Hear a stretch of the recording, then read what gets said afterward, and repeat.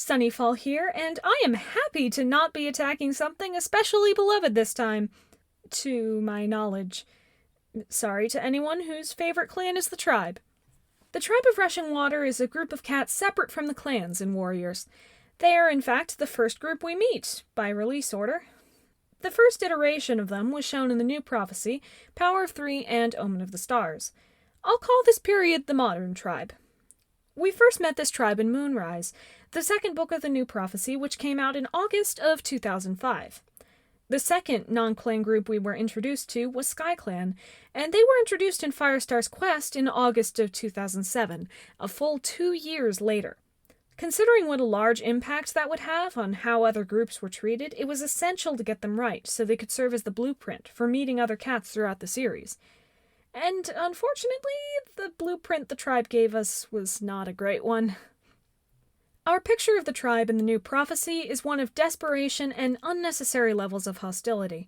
The tribe needs one of the cats on the journey to save them, according to their prophecy, so they kidnap Stormfur and throw out the others. When the clan cats go back to save him, Feathertail saves the tribe and dies herself. Then when all the clans come to stay, Stormfur decides to stay with the group that kidnapped him to be near his sister's spirit, and mostly to become mates with Brooke. However, before the arc even ends, they both show up at ThunderClan's new territory without explaining why they left. The tribe at this point suffered from the character writing, or lack thereof, present in all of the New Prophecy. Not one of the tribe cats was seen as having a definable personality, or any noteworthy moments as individuals. But there is an exception, and that is Stoneteller, the unquestioned leader of the tribe, who shows himself to not really care for or about any cats other than his own. As long as they are saved, nothing else matters. And the fact that they had to be saved by a clan cat rather than a tribe cat makes him very angry and hostile, such that he isn't especially welcoming the second time when they come with all the cats from the clans. But I'm sure that was just a first impression, and it'll get better soon, right?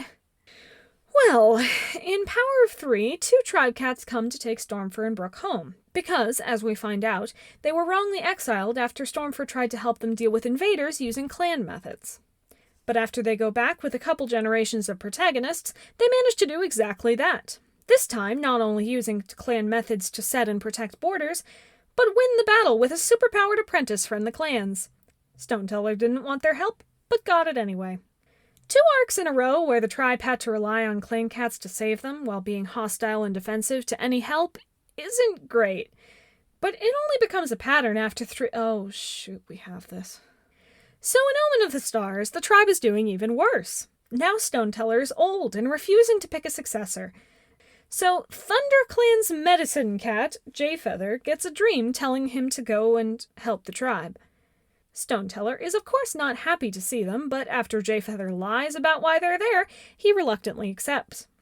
The clan cats get to witness several cats die, and Stoneteller admits his tribe's weakness before he dies too, and Jayfeather, ThunderClan's medicine cat, has to pick out the tribe's new leader. He picks some guy named Crag. What do we know about Crag? Well, he's Brooke's brother, but other than being Stormfur's mate and from the tribe, we don't know anything about Brooke either, so that's no help. He really is just one of those generically nice tribe cats.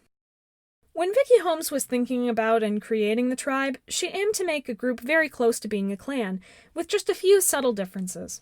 Recently, in describing them, she framed them as being stronger, more skilled, because of how much adaptation they had to go through for their mountain environment. The first part definitely worked. Other than the combined leadership structure and the division of guarding and hunting jobs, the tribe system is pretty much identical to the clans in all but names. But in the case of her second goal, it never really came across. The tribe cats should very well be stronger, leaner, and more skilled than the clan cats, but every time they were presented to us for over 6 years, they had to be saved by the clan cats. They, or Stoneteller at least, kept trying to assert their ways of doing things could work out, but they were proven wrong over and over again. And more often than not, it was a small patrol of clan cats who managed to do what an entire tribe of cats couldn't. That doesn't make them particularly impressive. Beyond that, in all their interactions, it is Stoneteller and any tribe cats who side with him that are in the wrong. He is consistently hostile, defensive, and refuses to take actions that would save his tribe in every story he's featured. This could have worked as a story if 1. The tribe cats were given more individuality and opinions that may go against him, allowing the cats to help overthrow him or change his mind, and 2. If this wasn't the first out-of-clan group we knew. As I've said, the first non-clan group we see lays the groundwork for all groups introduced in the future. And what we were given is a hostile, defensive, inferior copy of the clans that is constantly on the verge of breaking apart, and requires clan cats to keep it together. Considering the clans already think of themselves as perfect and treat the outside clans as strange or inferior, it really doesn't do anything good to have the narrative prove this to us, and set that as an expectation for later groups. This perception isn't really helped by the second iteration of the tribe, the Ancients. Once each in the Power of Three and Omen of the Stars, Jayie goes back in time to create the tribe out of cats living in relative peace at the territories the current-day clans call home.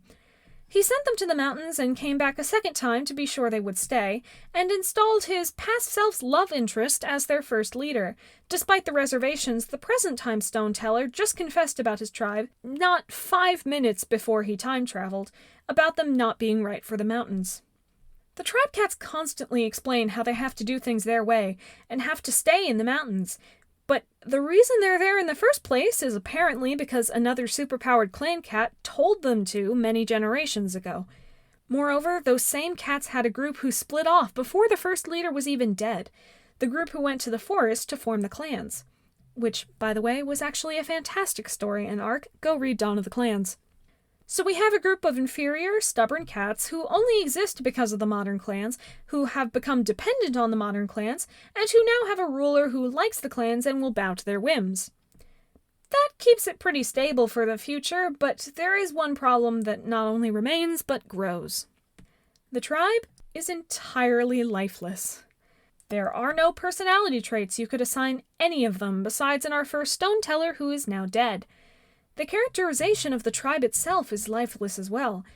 They're nothing but a badly made, boring clan with a different environment and names that does nothing to intrigue the reader. And the place they serve in the stories follows that trend. New Prophecy had them as a larger plot point than any time since, but because their role was only to either antagonize our protagonists or need their sacrifice to be saved, it left a question of what the clan cats gained from going there in the first place, instead of just going back through the two-leg place. In Power of Three and Omen of the Stars, both the physical tribe visits and the time travel segments actively stopped any plot from happening, as it separated our characters from the friends and foes they cared about that could drive them to do anything. But in the case of those arcs specifically, the plots meandered so much and delivered so little that I truly believe the tribe visits were mostly there to fill time while thinking of other ideas. After that, we get Dawn of the Clans, which mercifully gives us a much better tribe in the first book than we've gotten before or since. And then we jump into the Postmodern tribe, where for 2 arcs in a row, there is bonus material with almost identical plotlines featuring the tribe. The titular character in each finds a reason to go to the tribe, taking along 1 or 2 younger cats, and while there they consider how much their clan has changed and whether they could belong in the tribe more than in their clan.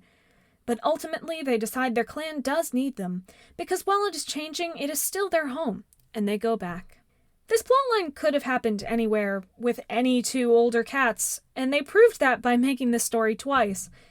They could have just been loners for a bit and done the same things. The tribe has nothing to offer a plot other than pretty scenery and familiarity, but those 2 things are enough to keep bringing it back over and over. That last point really is a shame, because with the world opened up to other groups of cats besides the clans, there's a plethora of possibilities for groups they could meet and stories they could have with them. Each group the cats met after the tribe was, for a while, either one that needed to be molded into more of a clan, or an adversary to be fought. There is one group that towed this line quite well, and that's the Sisters, introduced in Squirrelflight's Hope. They certainly aren't a perfect society, and neither of the clans, but their faults are unique to them. They have their own culture, traditions, values, and while they don't want to do battle with all 5 clans, they can hold their own, being able to and willing to stand up for themselves. Their culture briefly forced some of the clan cats to reassess their own culture, and consider if they could do things differently too. But the Sisters are a recent and currently single example of a nuanced group in Warriors. I wish the tribe were better than it was, But at this point, I'd rather leave them be and see if we can hit gold like the sisters ever again. Thank you for watching, and always remember to think before you time travel and create a boring group of cats stuck in the mountains.